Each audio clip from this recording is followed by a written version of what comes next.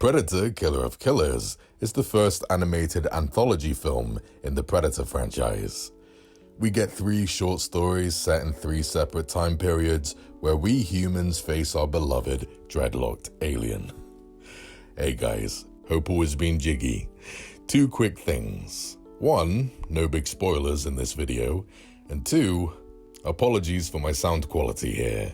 I don't have access to my professional microphone, I'm afraid, so this will have to do for now. Now, as an insane Predator fan, like most, I feared that 2018's The Predator had killed the franchise dead. It was a bleak time. But then Dan Trachtenberg thankfully gave us hope in 2022. I didn't love Prey, but I did enjoy it. With Killer of Killers, I feel that Trachtenberg has confirmed that Prey was not a fluke. He's here to see this franchise past the finish line.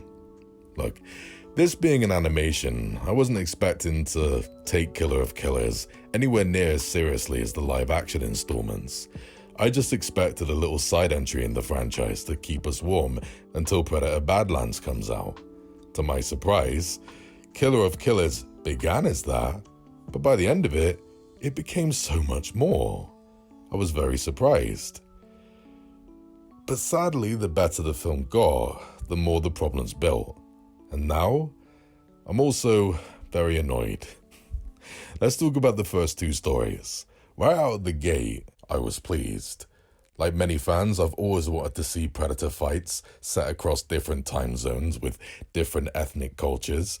And we get that here. Predator versus Viking, samurai. It's as fun as it sounds. The characters aren't too deep, but they have enough layers to make me care for them, and damn, the voice acting pulls me in. Really good stuff. The action scenes were kick-ass too. I mean, sure, I found some of the action a bit too choppy with the low frame rate animation style, but once I got used to it, I was mad impressed. The art direction looks absolutely gorgeous. We get a clear sense of all that's going on, and the moves and set pieces are sweet as hell. Some of the new Predator weapons are cool too, and when they hurt people, they hurt people. Don't be fooled by the animation, guys. Killer of Killers is not for kids. The action here is very bloody and very gory. Some of it is a bit too convenient for my liking, which I'll talk more about later on in the video, but still the fight scenes were pretty well done with some great surprises, but I'll let you guys discover them.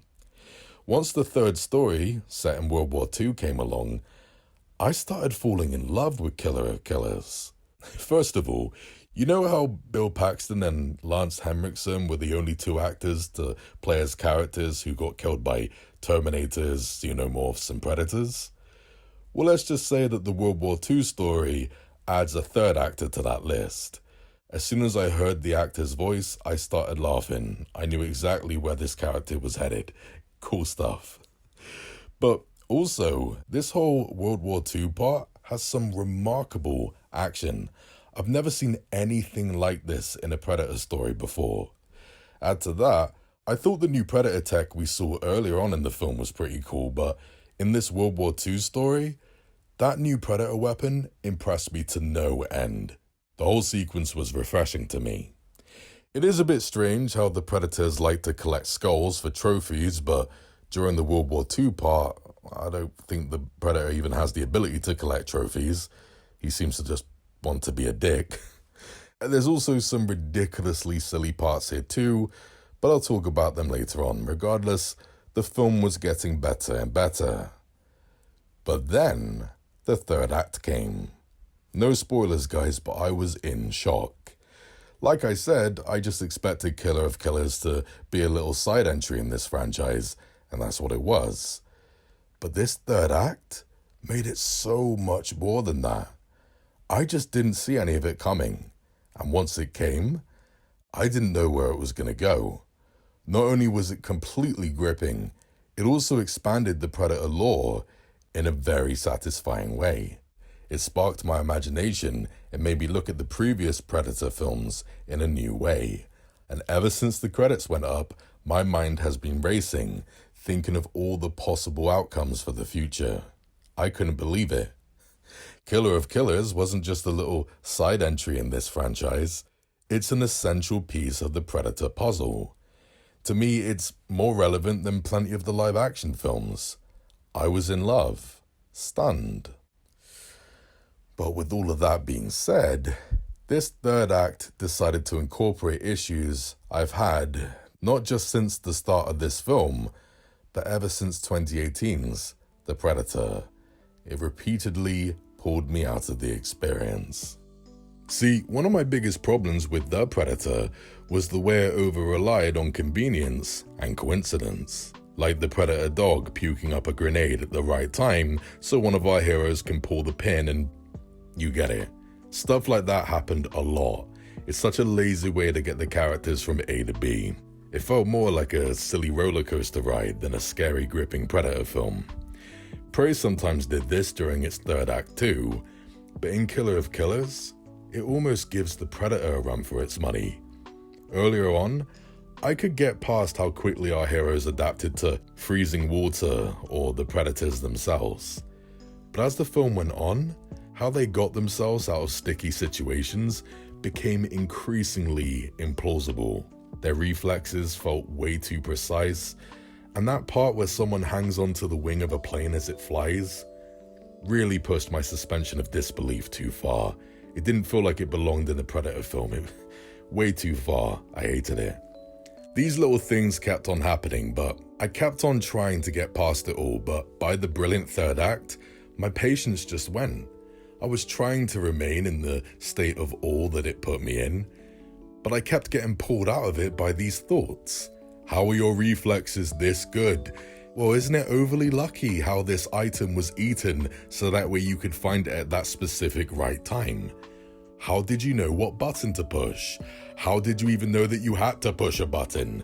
How did you know that pushing that button would do that? How are you so in control? How are you not really scared considering this crazy situation? How did you know how to do that thing to make that thing break and make the rest of it happen? How did you know how to operate this crazy machinery? Oh, it just built up and built up.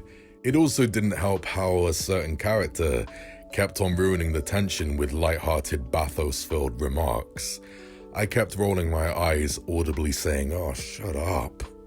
Add to that, the final 10 seconds are excellent, but the story itself really does lack closure and ends with a whimper for me. It's such an irritating mixed bag by the end of it. Such a letdown. So, in the end, Predator Killer of Killers is one hell of a surprising film. It is a cathartic, refreshing love letter to any true Predator fan. It has cool action, a slick new coat of paint, and it expands the lore and mythology in a satisfying way. I can't wait to see future installments expand on what we've been given here, because the future does look bright after this wonderful third act. But sadly, the large highs are almost always accompanied by small, niggling lows. Lows that have been there for 3 movies now. I've ignored them for far too long, but by the end of this, I just couldn't do it anymore. Those small lows have grown way too big for me to ignore. The bathos and over-reliance on convenience and coincidence need to go.